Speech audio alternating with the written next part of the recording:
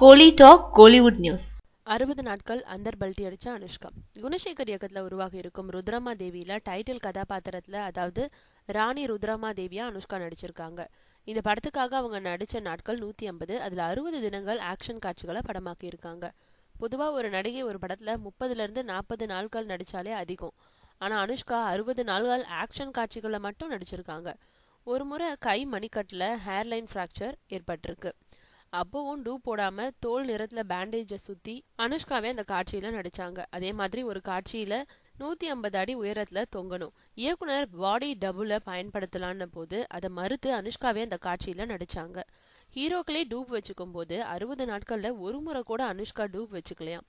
பாராட்ட வேண்டிய விஷயம்தான். அதே நேரம் அனுஷ்காவை போல எல்லாரும் தனியா வர்த்தனம் செஞ்சா நடிகர் நடிகைகளுக்கு டூப் போடும் தொழிலாளர்களோட கதி என்ன ஆகுது?